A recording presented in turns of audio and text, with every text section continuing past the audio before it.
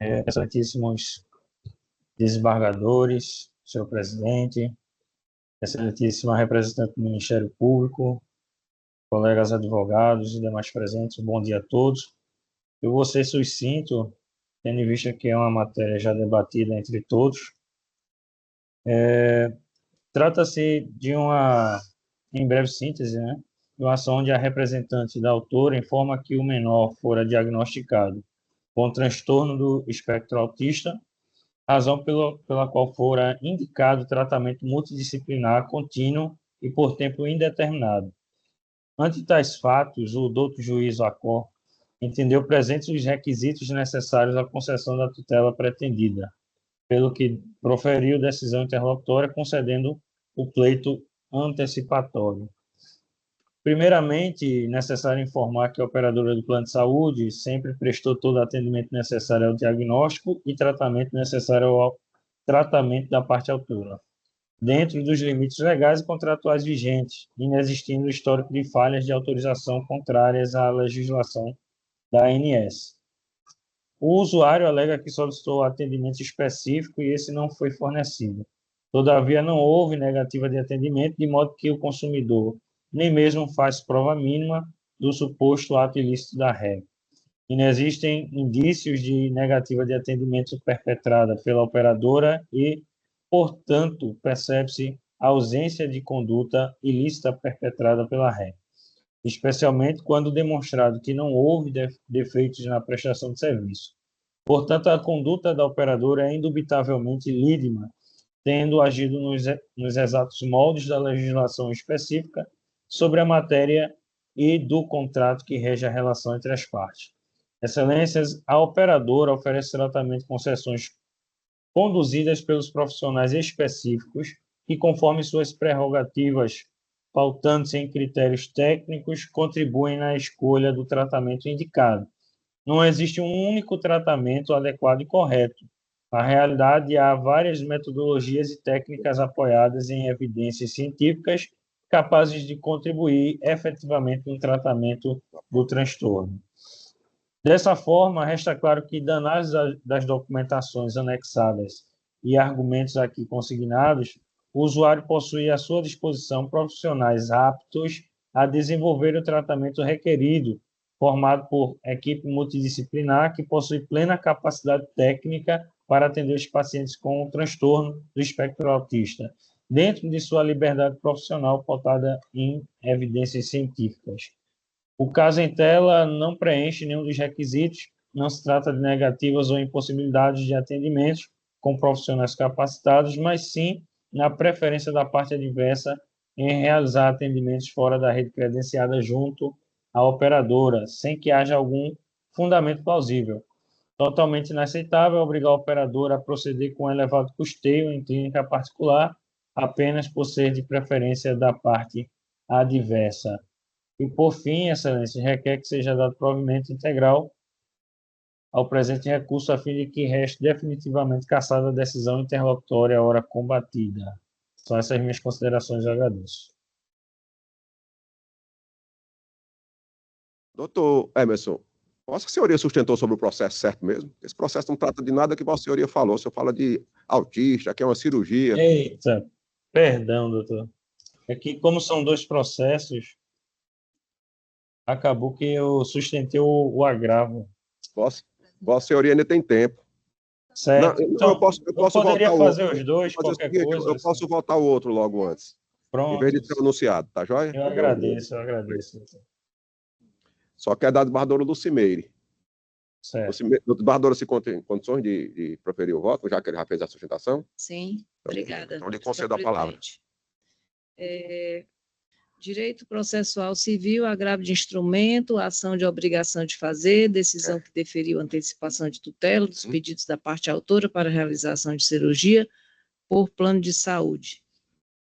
Requisitos não comprovados, recurso conhecido desprovidos, decisão mantida. Caso em exame, agravo de instrumento contra a decisão que deferiu parcialmente a tutela provisória para determinar a parte ré que adote as providências necessárias para fornecer ao autor a prestação de serviço requerido, sob pena de multa diária. Questão em discussão. A questão em discussão se resume em determinar se os argumentos e os documentos colacionados aos autos permitem formular um juízo de probabilidade acerca da existência do direito alegado pelo agravante. Razões de decidir. Em caso, o agravado, que tem diagnóstico de transtorno do espectro autista, demonstrou através dos relatórios médicos de ID 125848402 da demanda originária, a real necessidade do tratamento multidisciplinar, terapia ocupacional, fonoaudiologia e psicologia, e a urgência e emergência na adoção de tais medidas. Sobre a matéria, a resolução normativa da ANS 539/2022 determinou que as operadoras ofereçam atendimento por profissional apto a executar a terapia indicada pelo médico assistente. A propósito, artigo 6º, parágrafo 4º, para a cobertura dos procedimentos que envolvam o tratamento e manejo dos beneficiários portadores de transtornos globais do desenvolvimento, incluindo o transtorno do espectro autista, a operadora deverá oferecer atendimento por prestador apto a executar o método técnico indicados pelo médico assistente para tratar a doença ou o agravo do paciente. Portanto, a terapia multidisciplinar está abarcada pelo rol da ANS, cabendo ao médico assistente indicar o tratamento adequado. A resolução normativa ANS 541/2022 tornou expressamente obrigatória a cobertura do tratamento multidisciplinar para o tratamento e manejo do transtorno do espectro autista, TEA. Denote-se que, ao contrário do que suscita o recorrente, está caracterizada a urgência e emergência da efetivação do tratamento, nos termos do relatório médico acima indicado. Ressalte-se, por oportuno, que o não atendimento da parte interessada pode resultar na evolução do quadro clínico e no posterior agravamento do problema de saúde do beneficiário, configurando, assim, o perículo in mora inverso, quer dizer, um dano em potencial está demonstrado em benefício do recorrido quanto à negativa do tratamento. Recurso conhecido e desprovido. É como voto.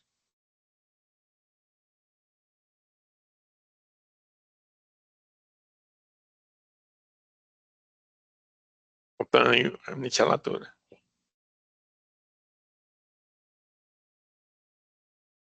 Com a relatoria. Idade. Conhece o recurso e nega ali provimento. Doutor Emerson, agora eu anunciei o processo anterior, né, que é a apelação 0226454990/93/2024, e eu já lhe concedo o uso da palavra para fazer a sustentação oral, substituindo a do processo que foi julgado agora. Obrigado, doutor. Peço perdão mais uma vez. Doutor, também vou ser sucinto nesse processo. Trata-se de demanda judicial ajuizada contra a Apvida, onde a autora contratou o plano em 19 de abril de 2024. Posteriormente, em 21 de abril de 2024, sofreu uma queda, sendo indicado procedimento cirúrgico de osteossíntese de fratura de colo femoral. No entanto, ao solicitar junto ao seu plano de saúde, fora-lhe negado sob fundamento de carência contratual, isto posto, ajuizou a presente demanda, requerendo a obrigação de fazer, que é um procedimento cirúrgico. Inicialmente, cumpre esclarecer que, conquanto o requerente não tenha cumprido a carência contratual de 180 dias, a operadora jamais deixou de prestar o manejo clínico necessário ao diagnóstico diferencial do seu quadro de saúde, incluindo a abordagem física, exames laboratoriais e, inclusive, medicamentos e materiais solicitados pela equipe médica. A ratificar, conquanto o não cumprimento de carência de 180 dias e da estabilidade do quadro clínico originalmente apresentado, o que permite a aplicação da cláusula contratual de remoção do paciente ao SUS, em contexto que a operadora prestou todo o amparo necessário, diferente do entendimento do juiz ACOR. Exigir o cumprimento da carência jamais pode ser entendido como um ato ilícito, pois os prazos carenciais são uma garantia legal do setor de saúde suplementar, razão pela qual a sentença recorrida deve ser reformada. Assim, por força de lei federal, a autorização para a realização de internação hospitalar e procedimentos cirúrgicos só pode ser disponibilizada por qualquer operador atuante no país após o cumprimento do prazo carencial respectivo de 180 dias. E disso não pode haver interpretação diversa, quiçá uma em que reverbere em ato ilícito. Destarte, resta que para a cobertura da internação, a usuária tem que cumprir o período de carência da forma como se encontra expressamente prevista no contrato firmado entre as partes e, notadamente, na Lei 9.656/98, que regulamenta a atividade das operadoras de plano de saúde. Ademais, os representantes da contraparte sempre souberam que haveria de cumprir tais períodos, não sendo esta cláusula contratual desconhecida pela recorrida contratante do plano, vez que recebeu, por ocasião da adesão, uma via dos termos do contrato. Não obstante essa necessidade de cumprimento de carência, a operadora autorizou a continuidade do tratamento, porém com a ressalva de que, após estabelecidas as medidas de controle indispensáveis à estabilização do quadro de saúde, deveria ser tentada a transferência do paciente para outra unidade de saúde, de preferência pública.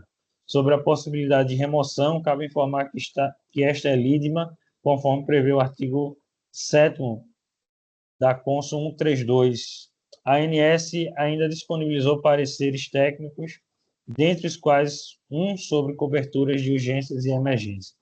E, nesse mesmo sentido, a Resolução Normativa número 1672/03 do Conselho Federal de Medicina dispõe que o sistema de transporte intra-hospitalar de pacientes deverá ser efetuado conforme o abaixo estabelecido.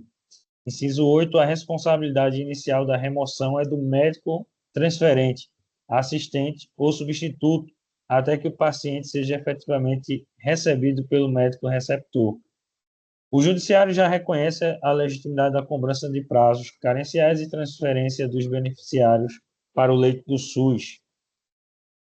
Pela lei, a operadora teria que garantir o atendimento emergencial necessário à manutenção da vida do usuário, mitigando os sintomas apresentados por um máximo período de 12 horas, o que foi cumprido.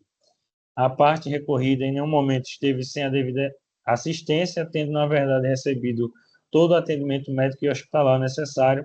É evidente que a operadora recorrente não negou atendimento de urgência ou emergência, isto é, não se recusou a receber o paciente, estabilizar seu quadro clínico e definir um diagnóstico e tratamento necessário.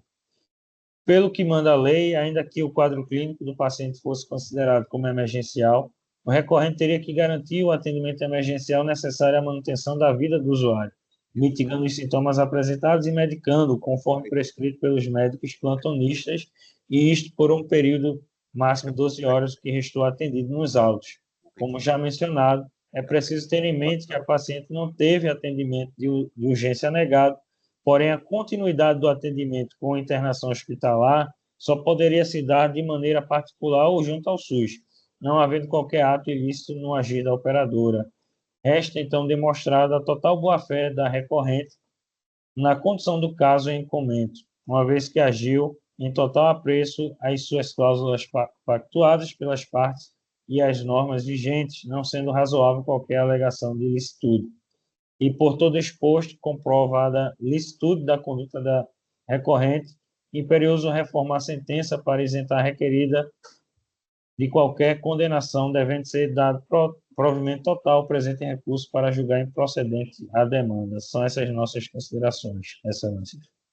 Ok, doutor Emerson, passa aqui a leitura do projeto de emenda.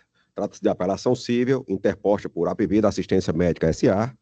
contra a sentença proferida pela 39ª Vara Civil da Comarca de Fortaleza, que julgou procedente o pedido de cobertura de cirurgia de urgência e exames prévios formulado por Sandra Soraya Silveira de Souza, tornando definitiva a tutela antecipada anteriormente concedida e condenando a operadora ao pagamento das custas processuais e honorários advocatícios, fixados em 10% sobre o valor da causa. Em sede recursal, a operadora alegou a legalidade da recusa de cobertura, sustentando que a autora encontrava-se em período de carência contratual, pois havia contratado o plano de saúde apenas 2 dias antes da ocorrência dos fatos. Questão em discussão. As questões submetidas à apreciação judicial são: 1. Saber se é legítima a recusa da cobertura de cirurgia de urgência por operadora de plano de saúde, com base em cláusula contratual de carência. 2. Saber se é devida a reparação dos danos morais e a extensão de eventual responsabilidade contratual da operadora. Razões de decidir. A documentação médica juntada aos autos demonstrou que a paciente apresentou fratura do colo femoral com indicação expressa de cirurgia emergencial. Nessa hipótese, a Lei 9.656/98, em seu artigo 12, inciso 5º, linha C, determina que o prazo máximo de carência para a cobertura de urgência e emergência é de 24 horas após a contratação do plano. Ao negar a cobertura sobre a alegação de descumprimento de prazo de carência, a operadora descumpriu o previsto em lei e infringiu o artigo 35C da Lei 9.656/98, configurando conduta abusiva e ilegal, conforme reconhecido pela súmula 597 do STJ, a qual considera abusiva a cláusula contratual que impõe a carência superior a 24 horas em situações de urgência. A conduta da operadora frustra a finalidade essencial do contrato, que é garantir proteção à saúde e à vida, violando os princípios da boa-fé objetiva e do equilíbrio contratual fundamentados no Código de Defesa do Consumidor, artigo 51, inciso 1 e 4º e parágrafo 1º, inciso 2. Diante da manutenção da sentença, do exposto, mantenho a sentença integralmente e, diante da manutenção da sentença e da sucumbência recursal, é cabível a majoração dos honorários advocatícios em 5% nos termos do artigo 85, parágrafo 1º, parágrafo 11 do CPC. Dispositivo, recurso conhecido e desprovido, sentença mantida, honorários advocatícios majorados em 5% sobre o valor da causa nos termos do artigo 85, parágrafo 11 do CPC. É como voto a eminente desembargador Paula Ayrton. Como voto a eminente desembargadora Jane, ou desembargador Lucimeire. Acompanho o voto de Vossa Excelência. Anuncio o resultado do julgamento. A Câmara, à unanimidade, conhece o recurso e nega-lhe provimento. Obrigado, doutor James. Tenha um ótimo dia. Obrigado.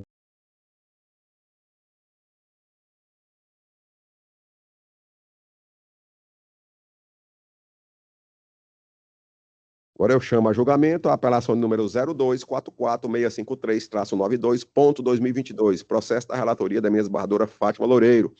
Tem como apelante apelado Grand Prime Desenvolvimento e Educação e outro, e apelante apelado Antônio Edmilson de Lima Filho, autor. A doutora Andréa Fenelon pede para sustentar pelo apelante Grand Prime. Doutora Andréa Fenelon se encontra presente? Sim, Bom dia. Excelência. Bom dia, doutora Bom dia. Andréa. Bom dia a todos. Doutor André, eu indago inicialmente se Vossa Senhoria dispensa a leitura do relatório. Sim, Excelência, pois não. Então, lhe concedo a palavra para, no prazo regimental, fazer a sua sustentação oral. Excelências, estamos aqui hoje reunidos nessa manhã, né, véspera de Dia dos Namorados, mas vamos lá. O senhor Antônio Edmilson, ele participou de um processo seletivo no ano de 2018 e, em virtude da sua aprovação como cadastro de reserva, ele foi convidado a participar do curso de formação. Participou do curso de formação, mas no final do processo seletivo não foi contratado. Ele entendeu que haviam sido violados alguns direitos seus e ingressou com ação de reparação de danos. A sentença de primeiro grau foi procedente, porém, após embargos de declaração opostos, ela foi reformada, com base em um suposto erro de classificação desse candidato.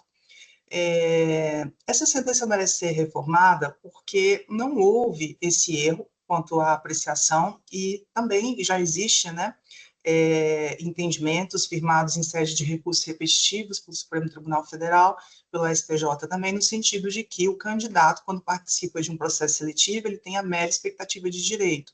Então, quando ele enviou a sua documentação, um vídeo que ele deveria gravar fazendo uma apresentação foi enviado com número de megabytes superior.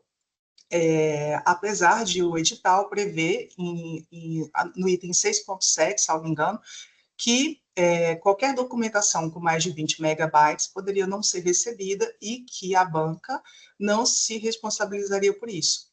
Essa é a questão de mérito. Porém, antes disso, eu suscito aqui uma matéria de ordem pública, que é a prescrição. Então, caso melhor. O que aconteceu? Em 2018, ele participou desse processo seletivo e de mais ou menos agosto a setembro de 2018.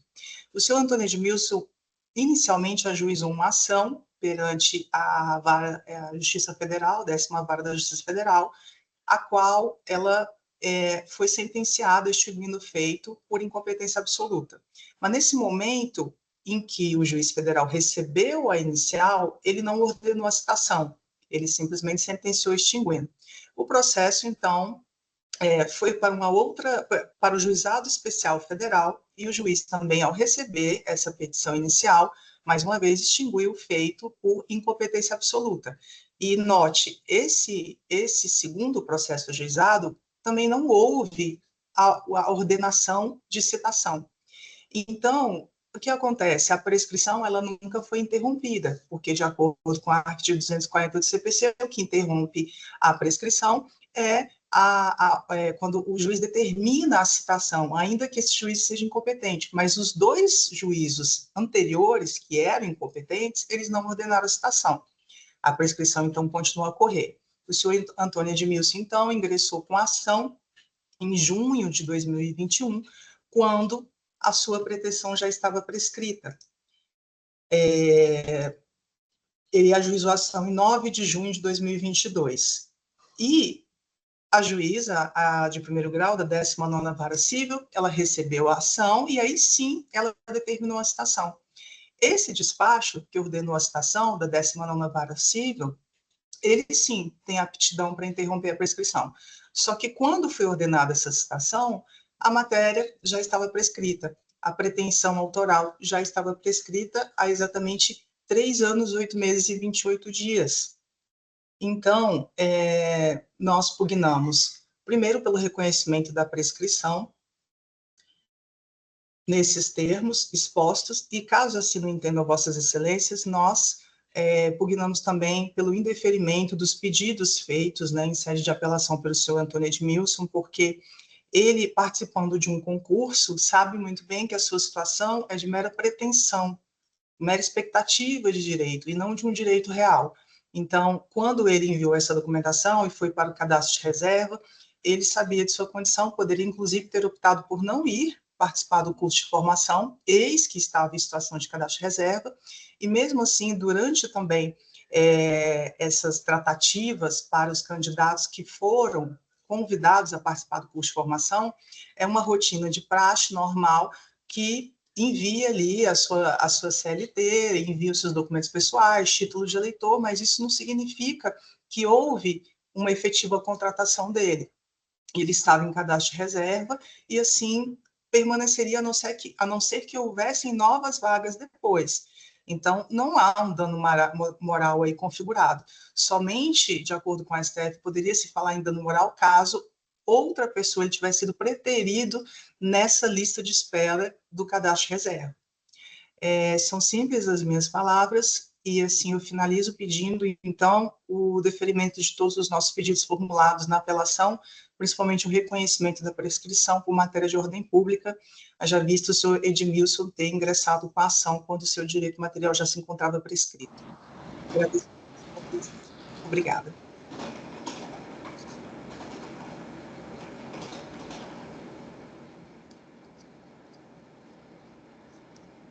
Passo, então.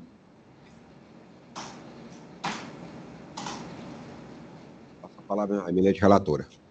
Obrigada, senhor presidente. Passo, então, a leitura do projeto de emenda.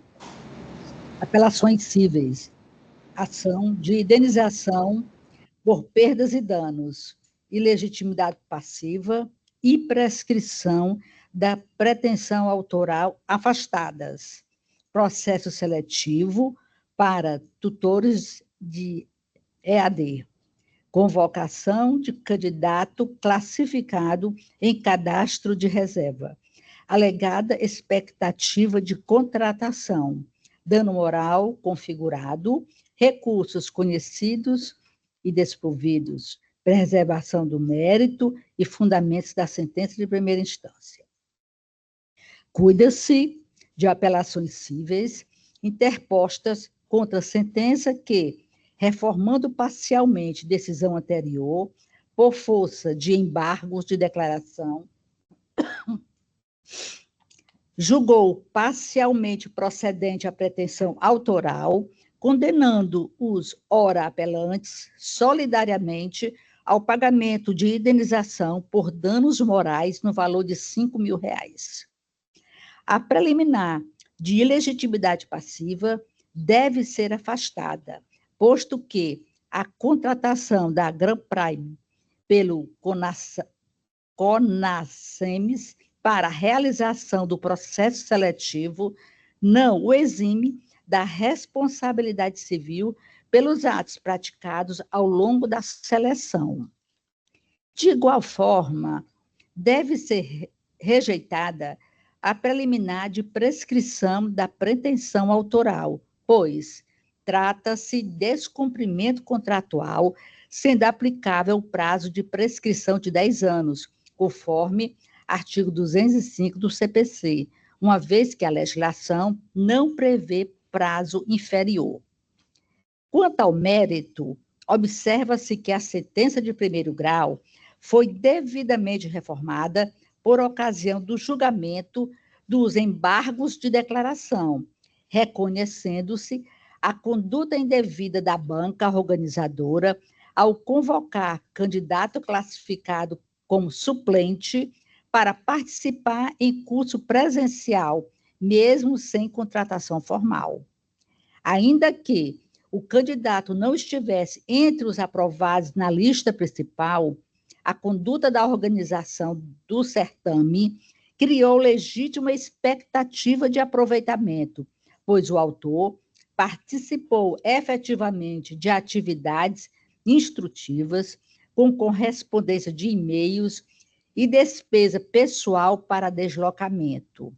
Em caso, restou evidenciado que os réus rejeitaram sucessivas falhas procedimentais, reiteraram sucessivas falhas procedimentais, omissões nos esclarecimentos ao candidato e ausência de resposta formal aos seus questionamentos, comportamento que violou o princípio da boa-fé objetiva e ensejou abalo moral indenizável. Desta feita, a quantia arbitrada a título de indenização por dano moral de R$5.000 mostra-se proporcional, observando-se o caráter pedagógico e reparatório da medida, sem configurar enriquecimento sem causa, recursos conhecidos e desprovidos, sentença mantida pelos próprios fundamentos, por se encontrar em consonância com as provas dos autos. É como voto, senhor presidente, eminentes pares. Como vota a eminente barradora Jane? Acompanhando a eminente relatora, presidente. Eu também acompanho integralmente e anuncio o resultado do julgamento. A Câmara, à unanimidade, conhece dos recursos e nega-lhes provimento preliminar de ilegitimidade passiva e prescrição de pretensão autoral, rejeitadas. Obrigado, doutora Andréia, pela presença. Tenha um ótimo dia. Agora eu chamo a julgamento a apelação de número 020, 2729-17.2024, processo de minha relatoria, que tem como apelante Caixa de Previdência e Assistência dos Servidores da Fundação Nacional de Saúde e apelado Francisco Gleidson Alencar Moura. O doutor José Fernandes da Silva pede para sustentar pelo apelado. Doutor José Fernandes da Silva se encontra presente? Sim, excelência. Bom dia, doutor José Fernandes. Bom dia. Doutor José, eu indago inicialmente se Vossa Senhoria dispensa a leitura do relatório. Sim. Então, lhe concedo a palavra para, no prazo regimental, fazer a sua sustentação oral. Inicialmente, eu quero saudar a Igreja Segunda Câmara, na pessoa do relator e presidente, doutor Everardo. O caso trata-se aqui de uma questão de desconto que teve relativo a contribuições de previdência privada. Antes de entrar ao mérito da demanda, efetivamente, eu queria tratar de 2 pontos inicialmente. A Caixa de Previdência alega na apelação 2 questões principais. Primeiro, a prescrição e, segundo, o próprio mérito, né, da demanda. Antes de entrar na própria questão da prescrição, eu queria ressaltar e alegar uma situação preliminar que se aplica à demanda, que seria o quê? A Lei 14.010 de 2020, que foi, todo mundo vai lembrar dela, que foi da época da pandemia, do Covid-19, ela trouxe uma causa de suspensão da prescrição, né? Que do dia 12 de junho de 2020 até o dia 30 de 10 de 2020, houve a suspensão da prescrição relativa às demandas que envolvem direito privado, certo? Ou seja, a gente daria um acréscimo aí de mais ou menos 141 dias que houve essa suspensão da prescrição. Por que eu alego primeiro essa preliminar? Porque a Igreja Câmara, aplicando esse entendimento da Lei 14.010 de 2020, que trouxe essa causa de suspensão, e ressalta aqui que, como trata-se de suspensão de prescrição, é matéria também de ordem pública, já que a gente está falando aqui de prescrição também, pode ser alegado em qualquer momento do processo. Caso a Igreja Câmara aceite essa preliminar e reconheça que ficou suspenso a prescrição durante esse período, já não há que falar em discussão de prescrição, se é de 5 anos ou de 10 anos, que é o próximo ponto que eu vou falar. Porque a demanda foi ajuizada 5 anos e 2 meses depois. Se de fato ocorrer essa prescrição, se de fato ocorrer essa suspensão da prescrição, como a lei trouxe, a gente não precisaria nem entrar nesse debate se a prescrição para o caso é de 5 anos ou é de 10 anos, porque ainda estaria dentro do prazo quinquenal, certo? Primeiro eu ressalto esse ponto da suspensão da prescrição, conforme a Lei 14.010 de 2020, que foi a lei da época da Covid. Passando para o segundo ponto, eu queria ressaltar uma questão também preliminar que a parte retrouxe, né? A Caixa de Previdência. Eles entendem que a prescrição, no caso, é de 5 anos e a gente defende que a prescrição é de 10 anos. Antes de trazer os meus pontos e meus argumentos, por que a prescrição é de 10 anos, eu queria primeiro refutar os argumentos trazidos pela Caixa de Previdência. Eles trazem basicamente 2 súmulas do STJ para dizer que a prescrição, no caso, é de 5 anos. Eles falam que a súmula 251 do STJ, que fala, né, vou até ler ela aqui, ela fala de cobrança de parcela de complementação de aposentadoria pela Previdência Privada, prescreve em 5 anos. Mas o caso aqui, Excelências, não é de complementação de aposentadoria, e sim um resgate que houve pela parte autora, onde houve um desconto indevido pela Caixa de Previdência. Então, a gente não está falando aqui de complementação de aposentadoria. Portanto, não há que se falar em prazo de 5 anos, e nem muito menos dessa aplicação dessa súmula do STJ. Eles citam também outra súmula do STJ, que é a 427, que fala que a ação de cobrança de diferença de valor de complementação de aposentadoria prescreve em 5 anos, contado da data do pagamento. Mais uma vez, a Caixa de Previdência, me parece, que quer confundir essa Igreja Câmara, porque a gente não está falando aqui no processo de complementação de aposentadoria, nem muito menos de diferença de valores relativa à complementação de aposentadoria. Então, a gente também não aplicaria o caso, essa súmula do STJ, que é de 5 anos, porque não é o caso da demanda. Foi peticionado nos autos, agora recente, mais ou menos uma semana, eu trouxe um julgamento que teve pela 4ª Câmara de Direito Privado, aqui também do Tribunal de Justiça do Ceará, que foi julgado agora dia 20 de maio, certo? Que foi debatido esse ponto, a questão da prescrição, e foi reconhecido, eu colacionei nos autos o acórdão completo, com o voto completo pelo desembargador e pela Câmara, 4ª Câmara de Direito Privado, onde ele muito bem ressaltou por que a prescrição é de 10 anos. Porque o caso em debate, a gente está falando de devolução de desconto que a parte autora considera indevido, relativa a resgate das suas contribuições. A gente aqui não está falando de uma complementação de aposentadoria ou algum valor que a parte não recebeu referente aos benefícios da Caixa de Previdência. Fiz uma breve pesquisa bem rápida e vi quais são os benefícios da Caixa de Previdência. Auxílio natalidade, complementação de aposentadoria por invalidez, complementação de aposentadoria por idade. Os benefícios são esses, Excelência. E para esse benefício, realmente o prazo ele é de 5 anos, conforme trouxe o artigo 75 da Lei Complementar, né? Mas a própria Câmara a 4ª Câmara de Direito Privado, ela enfrentou esse ponto e argumentou por que não seria o caso de aplicar os 5 anos. porque a gente está tratando aqui do caso de um desconto indevido que teve no resgate de contribuições da parte autora. Como o STJ sempre fala, que a gente trouxe vários julgamentos atuais do STJ, a gente está falando aqui de uma relação contratual e o desconto indevido relativo a valores que a parte autora contribuiu, e na hora de sacar, de realizar ali o saque daquele resgate, houve um desconto indevido. Então, aqui a gente está falando, e a gente quer que seja aplicada a prescrição, o prazo prescricional de 10 anos, justamente porque a pretensão aqui é relativo a uma situação que não há previsão legal do prazo. Então, quando não há previsão legal do prazo, a prescrição, segundo o STJ, fala que é de 10 anos.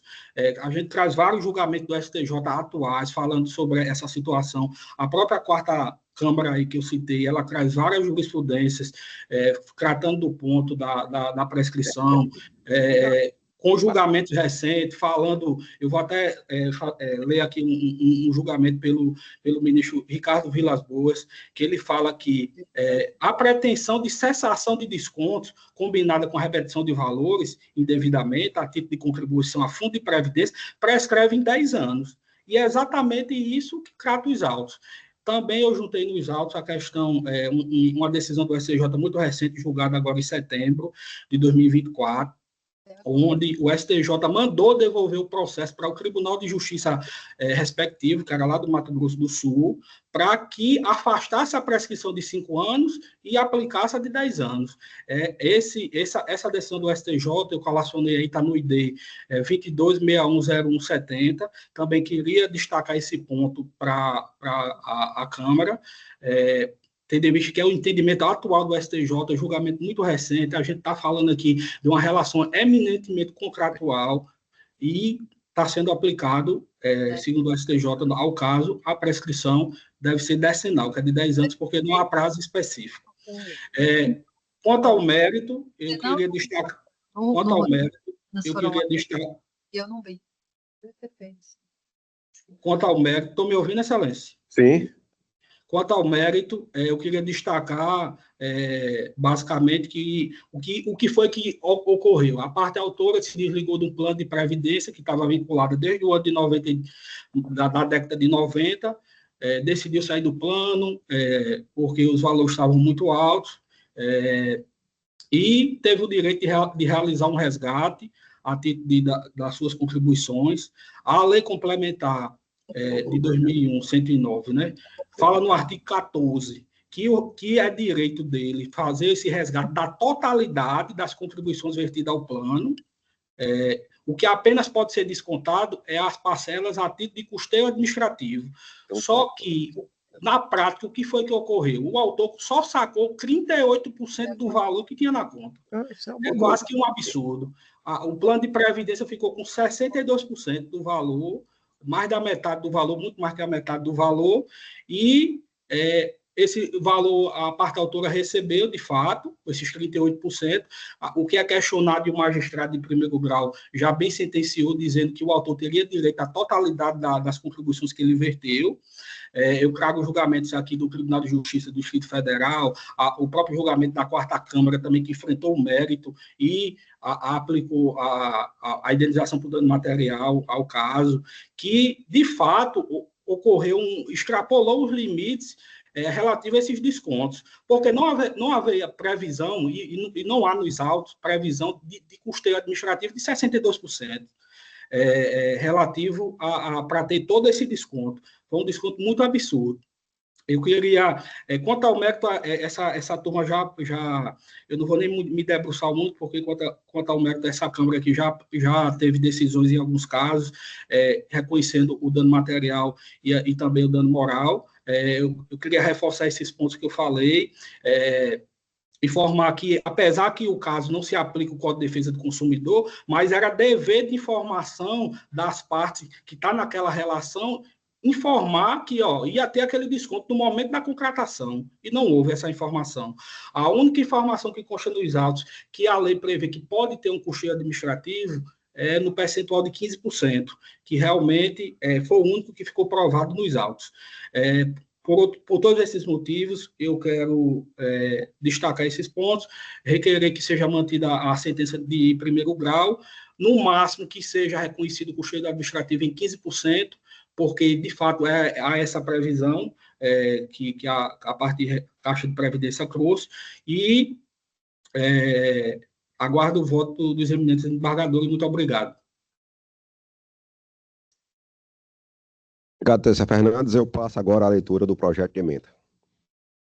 Caso em exame, trata-se de apelação interposta pela ré contra a sentença que julgou parcialmente procedente os pedidos formulados em ação de indenização por danos materiais e morais, ajuizados por ex-participante do plano de previdência complementar, condenando a entidade ao pagamento de indenização por dano material no valor de R$ 3.598,52, correspondente à diferença entre o valor total das contribuições vestidas pelo autor e o valor efetivamente pago a título de resgate. Questão em discussão. A questão em discussão consiste em 1. Saber se houve a prescrição da pretensão do autor em rediscutir o valor recebido a título de resgate da reserva de poupança. 2. Analisar se é legal a retenção de percentual de 61,20% das contribuições vestidas pelo participante ao plano de previdência complementar fechada, a título de custeio administrativo e cobertura dos benefícios de risco. Razões de decidir. Quanto à prejudicial de mérito, trata-se de relação obrigacional de natureza pessoal entre o participante e a entidade fechada de previdência complementar, aplicável o prazo prescricional decenal previsto no artigo 205 do Código Civil, afastando-se a incidência do prazo quinquenal, conforme entendimento consolidado do Superior Tribunal de Justiça. O Código de Defesa do Consumidor não se aplica às relações jurídicas estabelecidas com entidades fechadas de previdência complementar, conforme entendimento pacificado na súmula 563 do STJ, em razão da inexistência de finalidade lucrativa e da natureza mutualista dessas entidades. A Lei Complementar número 109/2001 e a Resolução MPS/CGPC número 06 de 2003 do Conselho de Gestão da Previdência Complementar prevêem expressamente a possibilidade de dedução das parcelas destinadas ao custeio administrativo e à cobertura dos benefícios de risco do montante total a ser resgatado pelo participante que opta pelo desligamento. Portanto, é legal a retenção do percentual de 61,20% das contribuições vestidas pelo participante, quando do resgate desde que prevista no regulamento do plano e respaldado por estudo atuarial, sendo que a pretensão de restituição integral poderia ocasionar desequilíbrio próprio mutualismo da entidade previdenciária, em manifesto prejuízo à coletividade de beneficiários. Diante do exposto, conheço do recurso para dar-lhe provimento, reformando a sentença de primeiro grau nos termos do voto supra. É como voto a eminente embargador Paulo Ayrton, voto a eminente embargadora Fátima, ou do embargador Lucimeire. Obrigada. Essa ordem presidente, aqui eu acompanho o voto de Vossa Excelência. Então, nesses termos, anuncio o resultado do julgamento. A Câmara, à unanimidade, conhece do recurso para dar-lhe provimento. Obrigado, doutor José Fernandes, pela presença. Tenha um ótimo dia. Obrigado, Excelência.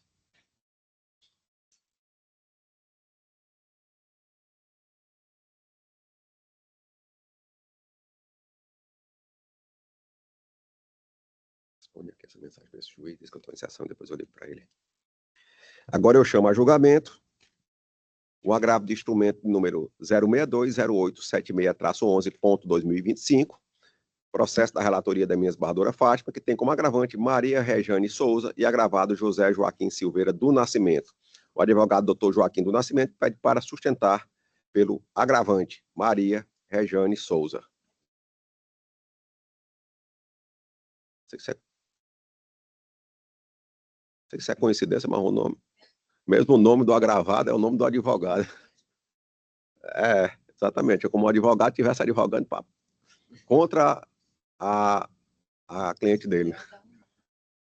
É, mas, doutor Joaquim do Nascimento se encontra presente? Eu indago novamente se o doutor Joaquim do Nascimento se encontra presente. Então, não estando presente, eu anuncio o resultado do julgamento. A Câmara, à unanimidade, acordou julgar o recurso pré-judicado. Julgamento encerrado. Chama a julgamento agora a apelação de número 315.21/82.2024, processo de minha relatoria, que tem como apelante Francisca das Chagas de Paula Costa e apelado Banco do Brasil S.A. O doutor Vandeilson Dias pede para sustentar pela apelante. Doutor Vandeilson Dias se encontra presente? Sim, excelência. Bom dia. Bom dia, doutor Vandeilson. Doutor Vandeilson, eu indago inicialmente se Vossa Senhoria dispensa a leitura do relatório. Dispensa, excelência. Então, lhe concedo a palavra para, no prazo regimental, fazer a sua sustentação oral. Muito obrigado. Bom dia a todos. Inicialmente, eu questiono se o meu áudio está bom para todos. Ótimo, muito obrigado. Vou ser bem breve, né? Inicialmente, trata-se de um recurso de apelação que tem como objetivo a majoração dos danos morais que foram concedidos pelo juiz de primeira instância. De forma bem objetiva, no que diz respeito ao dano moral, a gente precisa inicialmente qualificar quem foi a vítima e o que aconteceu, né?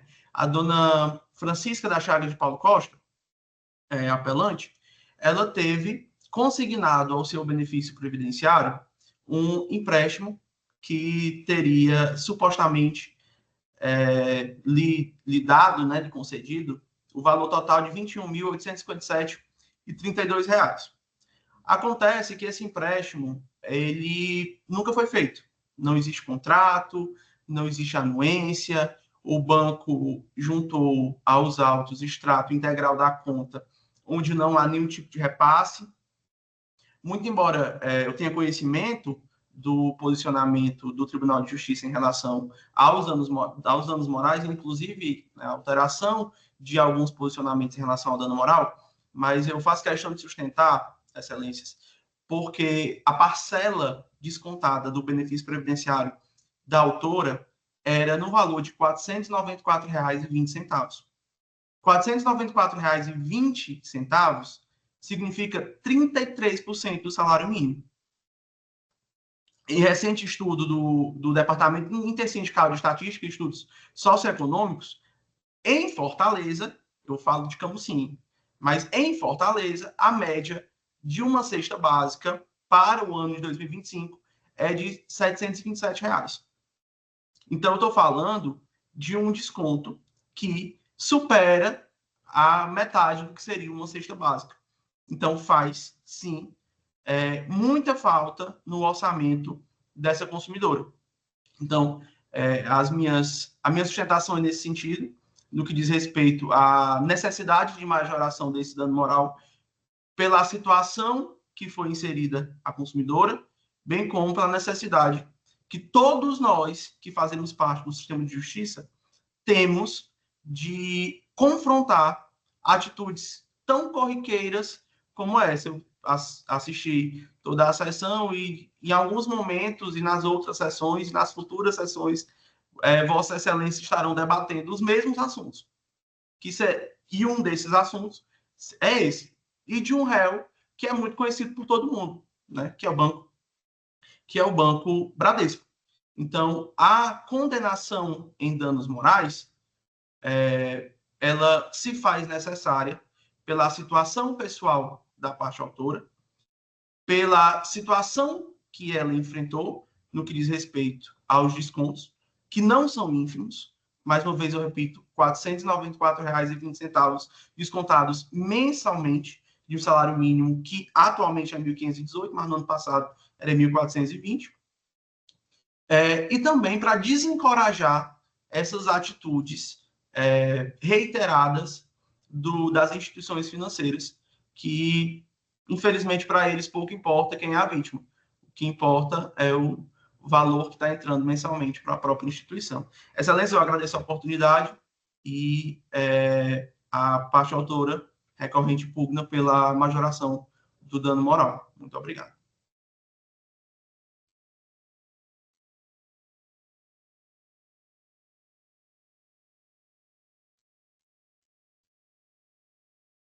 Ô, doutor. Não estava ouvindo, doutor. Você falou alguma coisa? Você terminou a sustentação? Terminei, doutor. Muito obrigado. Eu vou só aguardar um minutinho, porque a desembargadora Fátima se ausentou aqui rapidamente.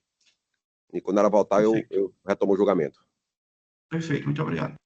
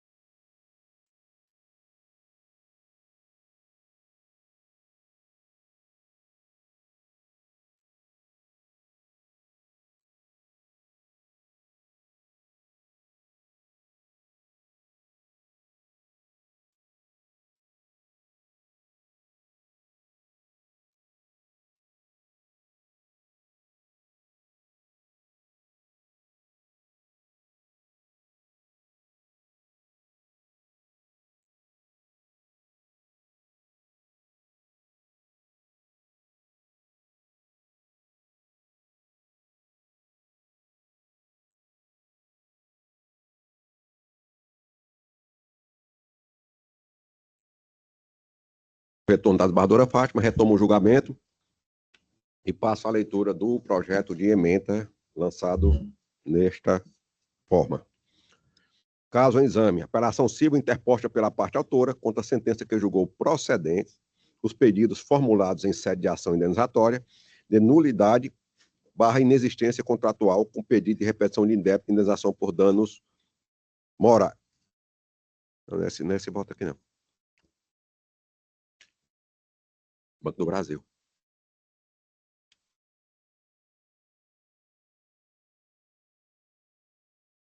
Onde é que está errado? Aqui está Banco do Brasil e aqui está Bradesco.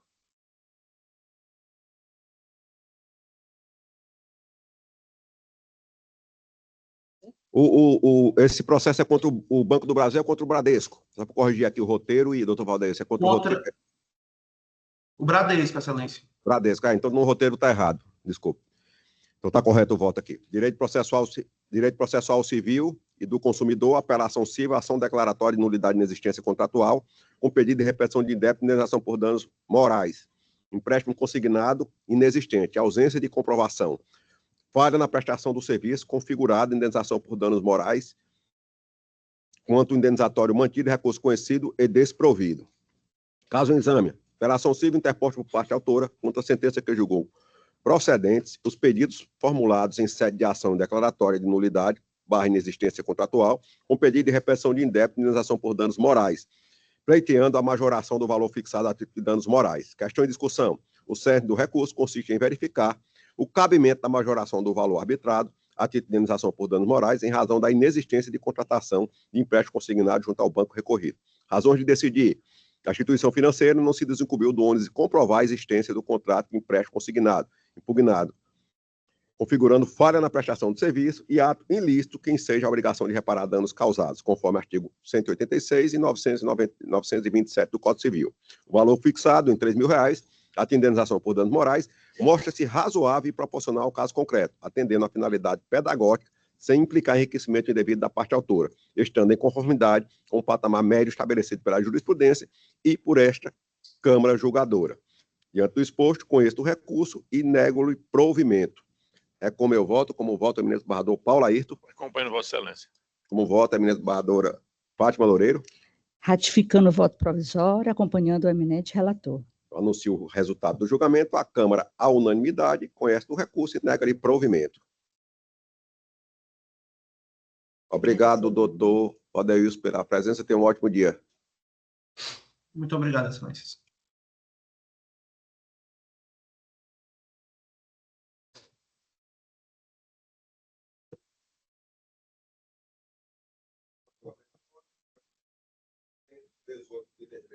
Primeiro ponto, 2025. Tem um relator aí, desembargadora Fátima Loureiro.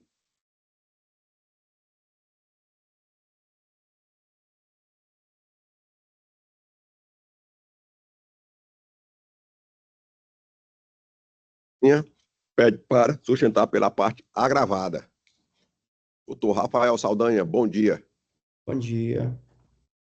Doutor Rafael, eu indago inicialmente se Vossa Senhoria dispensa a leitura do relatório. Leitura dispensada, excelência. Então, com a palavra, Vossa Senhoria, para fazer a sustentação oral no prazo regimental. Muito bom dia a todos.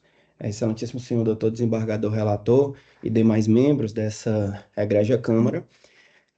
O presente recurso trata-se de um agravo de instrumento interposto pelo Banco Bradesco contra a decisão do juízo da 2ª Vara da Comarca de Camusim, que reconheceu a relação de consumo entre a instituição financeira, ora agravante, e as partes requeridas da demanda, ora agravados, onde foi determinada a inversão do ônus da prova, acolhido o pedido protocolado em embargos à execução.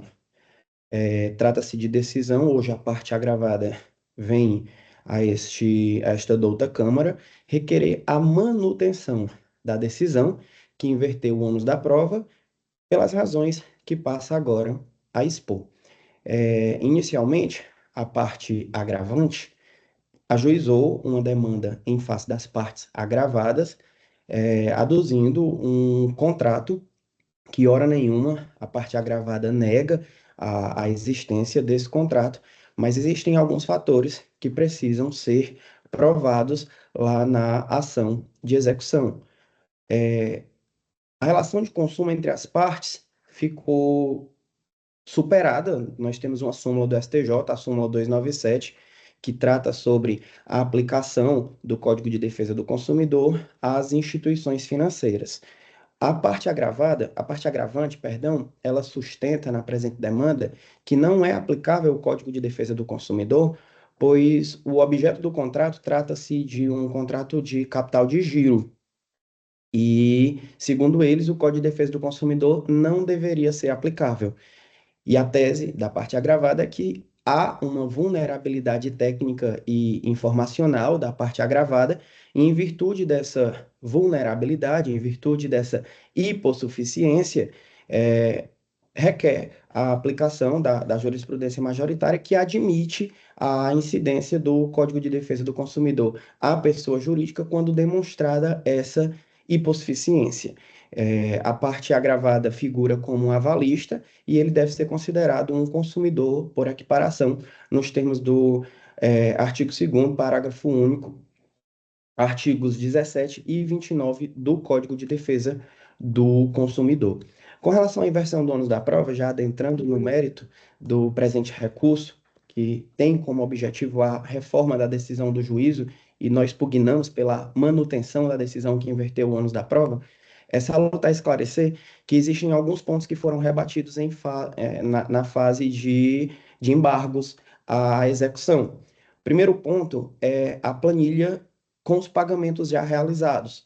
O banco traz uma ação de execução onde ele não informa nenhum dos valores que já foram pagos pela parte executada. E a parte executada, já dita como hipossuficiente, ela não tem mais acesso a essa conta bancária, ela não tem mais o aplicativo, ela não possui mais o cartão, ela infelizmente não possui condições de demonstrar quais foram, na verdade a gente informou quantos meses foram pagos e pediu que o banco juntasse o extrato da conta. Então, o pedido de inversão do ônus da prova, requerido em sede de embargos e deferido, não foi um pedido genérico.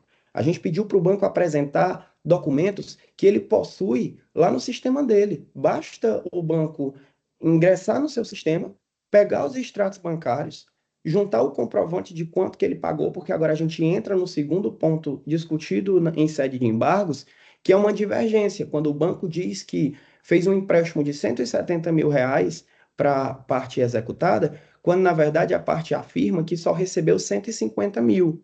Então, para onde foram esses 20 mil? E era dever do banco, na ação de execução, já que nós temos o princípio da bilateralidade contratual, de um lado o banco presta um serviço bancário e de outro lado a parte recebe um valor referente a esse serviço bancário. Então existe aí uma divergência se o valor repassado a título de empréstimo foi de 150 mil ou se foi de 170 mil, e a única forma de demonstrar, de se chegar à verdade real na demanda é fazendo com que o banco seja obrigado a juntar esses documentos que a parte categoricamente já afirmou e reafirmou que não tem acesso.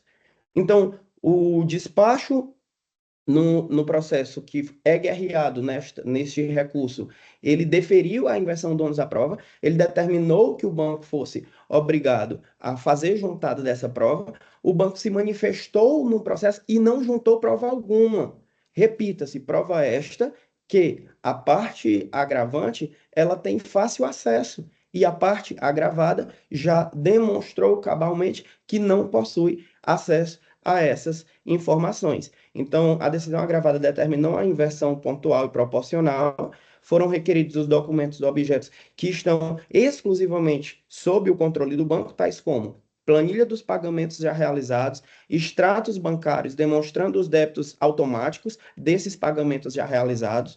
A gente precisa que seja juntado o comprovante do valor realmente liberado, pois há uma divergência entre esse valor ter sido 150 mil ou 170 mil reais.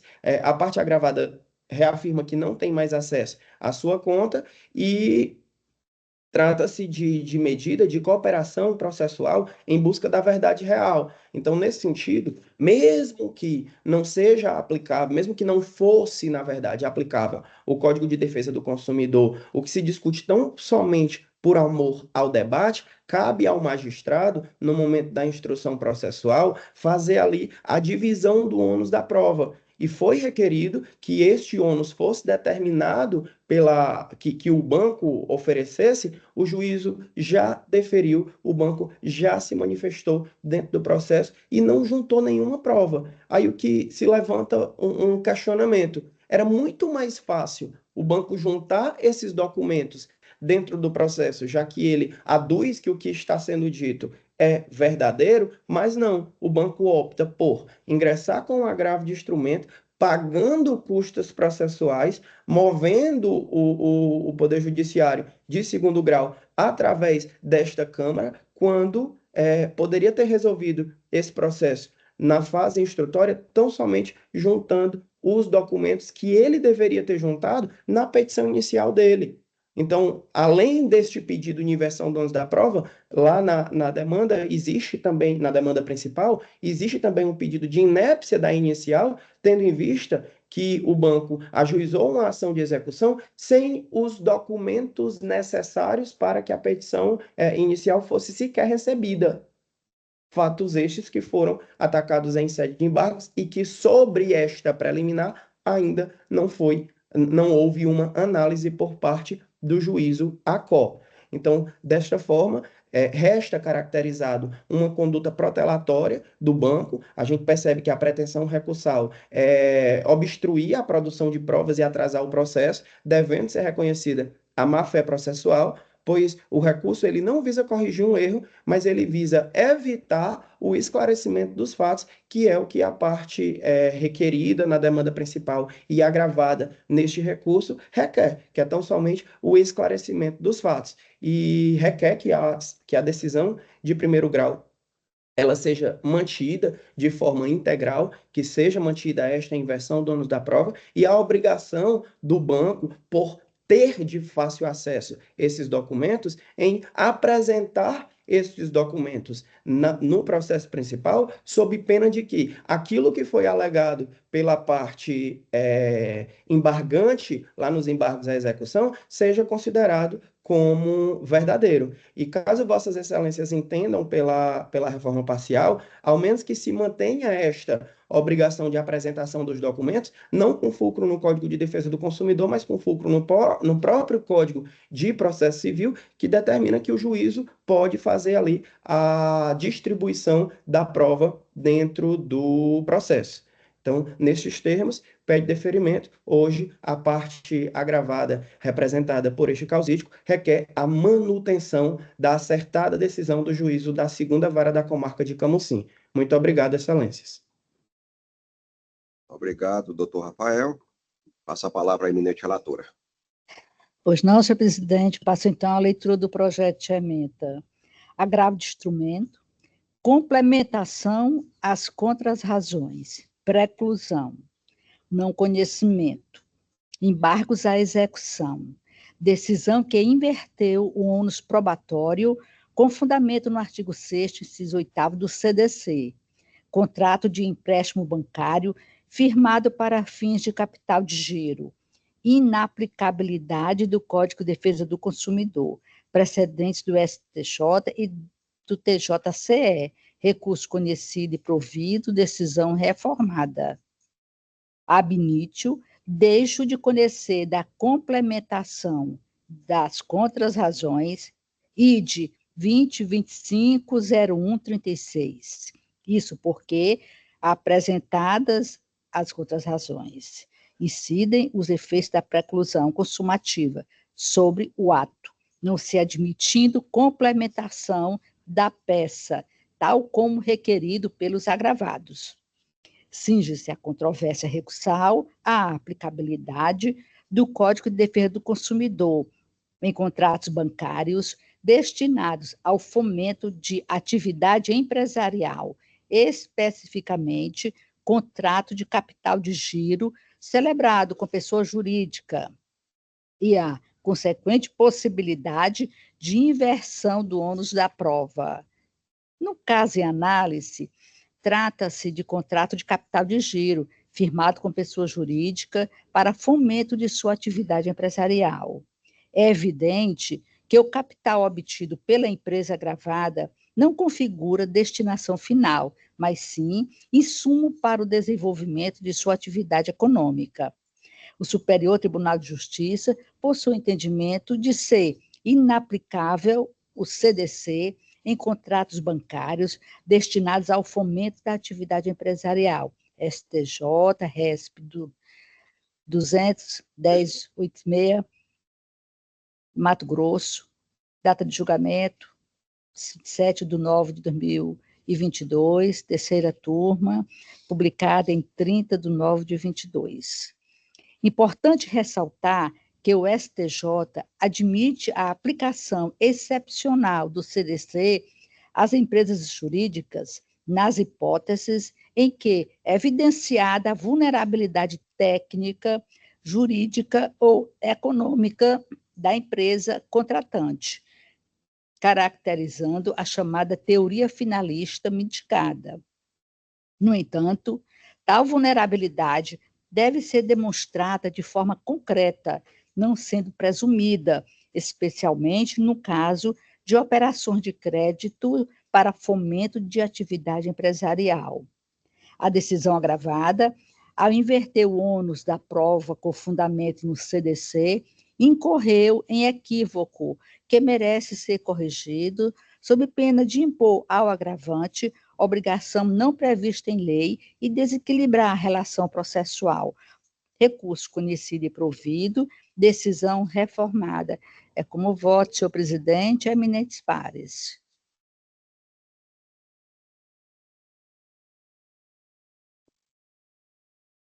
Como vota a eminente esbarradora Jane? Acompanhando a relatora, presidente.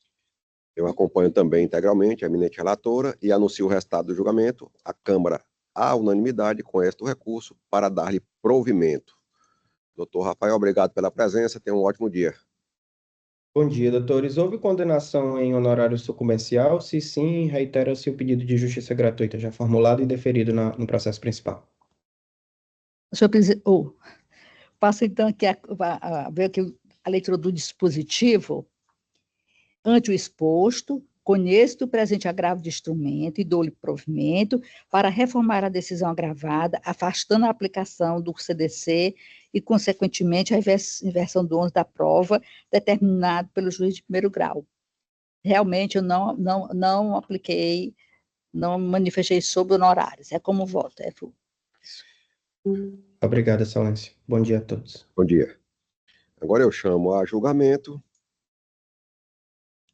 a apelação de número 0050-484-17.2021. Processo também da relatoria da eminente esbarradora Fátima Loureiro. Tem como apelante apelado Pague Seguro Internet Instituições de Pagamento S.A. e apelante apelado Francisco Edmar Silveira.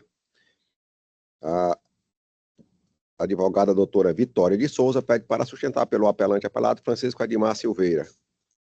Doutora Vitória, se encontra presente? Sim, excelente. Bom dia, doutora Vitória. Bom dia. Quase boa tarde. Isso. Doutora Vitória, eu indago inicialmente se Vossa Senhoria dispensa a leitura do relatório. Dispenso. Então, lhe concedo o uso da palavra para, no prazo regimental, fazer a sua sustentação oral. Perfeito, obrigada. Agradeço a palavra, excelentíssimos senhores desembargadores, senhores servidores presentes, a excelentíssima senhora desembargadora Maria de Fátima de Melo Loureiro, demais colegas advogados, tentar muito ser breve em razão do adiantar do horário. Senhores, nesse caso, a apelada PagSeguro agiu de forma arbitrária ao realizar bloqueios, né, de valores que eram essenciais à subsistência do apelante. No caso, a gente trata do valor de R$ 8.800, que o requerido havia vendido uma moto, né, para tentar pagar o capital de giro de uma pequena lanchonete que ele possuía. E aí esse valor, sem qualquer comunicação prévia, sem qualquer justificativa plausível, permaneceu quase que um ano retido na conta PagSeguro, né, sem qualquer solução, embora a parte autora ela tentou quase que diariamente desbloquear esses valores, e isso prejudicou gravemente a atividade comercial do apelante, levando ao fechamento da lanchonete, gerando impactos financeiros e emocionais devastadores, tanto para o autor quanto para a sua família. Então, isso ocasionou uma perda da única fonte de renda da família, que era essa pequena lanchonete na cidade de Cruz, e levando ao fechamento do negócio e endividamento, né, que com certeza configuram danos de natureza econômica e moral, danos graves, que ultrapassam os meros aborrecimentos cotidianos, né, e demandam reparação significativa. Então, o valor de 4 mil arbitrado na sentença a título de danos morais é manifestamente insuficiente diante da gravidade dos danos sofridos pelo apelante. A jurisprudência também, ela reconhece a necessidade de fixação de valores mais elevados em situações semelhantes, nos casos em que envolve um bloqueio indevido de valores. Então, a gente requer a majoração, né, para o patamar de 20 mil, que entendemos ser mais razoável e compatível com a função pedagógica e punitiva da indenização, além de ser proporcional aos danos causados. Vale dizer que essa indenização, ela não visa apenas a compensação do apelante, mas também uma punição apelada, né, com o objetivo de desencorajar a prática de condutas semelhantes. E vale considerar que a apelada é uma empresa de grande porte e deve ser devidamente responsabilizada de forma a desestimular abusos. Então, não foi apenas uma retenção temporária de valor, mas uma retenção que durou quase um ano. Período mais que suficiente para fazer qualquer análise sobre a licitude, a origem do valor, enfim. Então, ainda que a apelada alegue ter agido dentro dos limites contratuais, a execução de cláusulas de bloqueio de forma unilateral pelo esse período viola com certeza os princípios de boa-fé objetiva, de confiança do consumidor, além da exclusão unilateral da conta pelo apelante, sem qualquer justificativa, também caracteriza abuso do direito. Então, diante de toda a situação aqui exposta, requer o conhecimento e o provimento do recurso, com a majoração do valor da indenização por danos morais, além da condenação da recorrida ao pagamento de custas e honorários advocatícios majorados. E é isso que se requer para o momento. Agradeço o tempo de Vossas Excelências. Muito obrigada. Passo a palavra à eminente relatora. Obrigada, senhor presidente.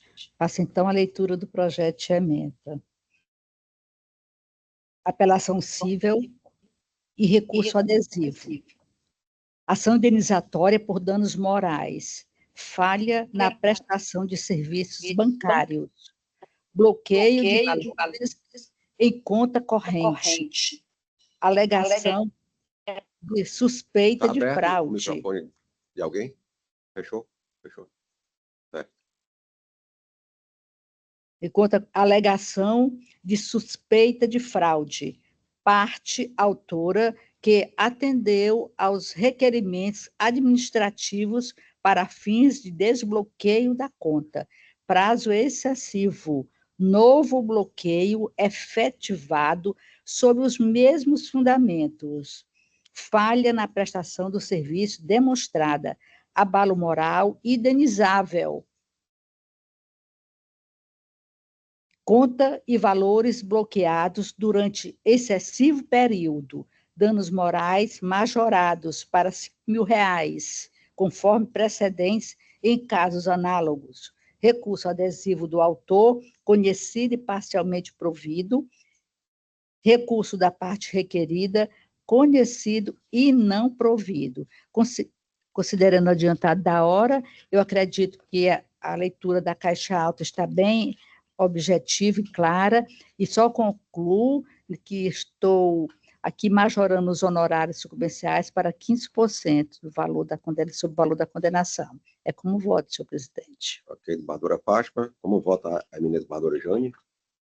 Acompanhando a eminente relatora, presidente. Eu também acompanho integralmente e anuncio o resultado do julgamento. A Câmara, à unanimidade, conhece dos recursos para dar parcial provimento ao recurso adesivo do autor e negar provimento ao apelo do promovido. Doutora Vitória, obrigado pela presença e tenha um ótimo dia. Chama a julgamento agora o agravo de instrumento de número 300-5209-80.2025, processo de minha relatoria, que tem como agravante Banco do Brasil S.A. e agravada Josefa Alves Vasque. O doutor Marlon dos Santos pede para sustentar pela parte agravada. Doutor Marlon dos Santos se encontra presente? Sim, excelência. Bom dia ainda, Bom doutor. dia. Doutor Marlon, eu vejo aqui que o resultado do julgamento atende aos interesses do seu constituinte. Vossa Senhoria dispensa o uso da palavra? Não. Então, fique à vontade para fazer a sua sustentação oral no prazo regimental. Obrigado, excelência. Excelentíssimo senhor desembargador presidente, demais senhores e senhoras desembargadores e desembargadoras, senhores servidores, colegas advogados, um bom dia a todos e todas. Venho a esta tribuna na condição de patrono da parte agravada, a senhora Josefa Alves Vasques, né, com devido respeito a esta egrégia Câmara, para apresentar a sustentação oral no presente processo, que originariamente trata-se de uma ação que foi ajuizada no juízo de piso, juiz Acor, pela autora em face do... Só um minuto, doutor Marlon. Pois não? A sua câmera está desligada. Só um segundo. Deu certo? Consegue me ver agora? Não.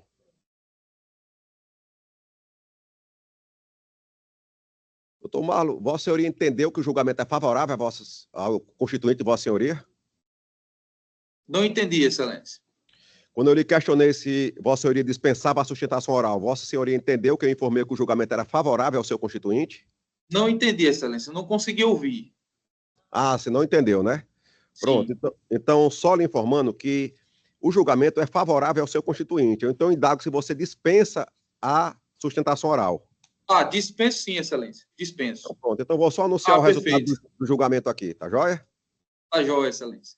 Direito Processual Civil, agravo de instrumento, PASEP, tema 1.300 do STJ, ação que não se sujeita à suspensão delimitada pelo STJ, inversão do ônus da prova, inaplicabilidade do Código de Defesa do Consumidor, incidência da carga dinâmica da prova, recurso conhecido e não provido. É como eu voto, como voto do desembargador Paulo Ayrton, como vota a minha desembargadora Jane, Jane não, Fátima mesmo.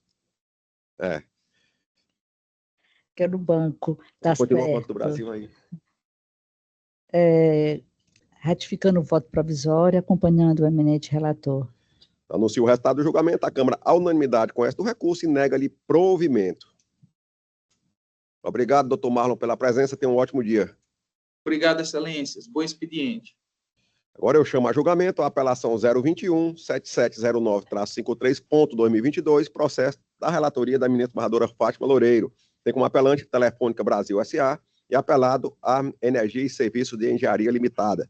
O doutor Eduardo Chicarino pede para sustentar pela parte apelante Telefônica Brasil S.A. Doutor Eduardo se encontra presente?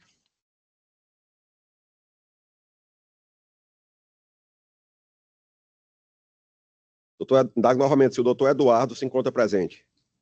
Eu não estando presente, eu anuncio o resultado do julgamento. A Câmara, à unanimidade, conhece do recurso para dar-lhe provimento. Julgamento encerrado. Chama a julgamento agora a apelação de número 3.301-68.2025, da relatoria da minha desembargadora Fátima. Tem como apelante Antônio Teixeira Ávila e apelado Banco Pan S.A. A doutora Amanda Souza pede para sustentar pela parte apelante. Doutora Amanda Souza se encontra presente? Sim, excelência.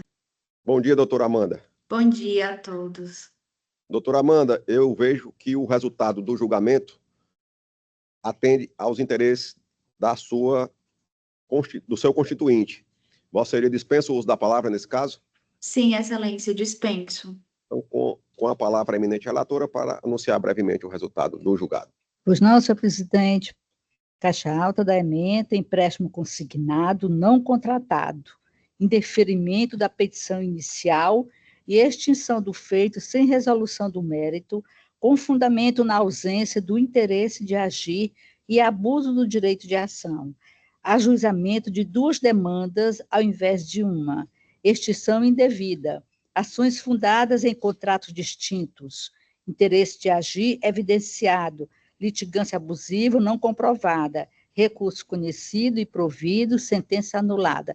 É como voto, senhor presidente, eminentes pares. Voto a eminente desembargadora Jane. Com a relatora, presidente. Eu também acompanho integralmente, anuncio o resultado do julgamento. A Câmara, à unanimidade, conhece do recurso para dar-lhe provimento.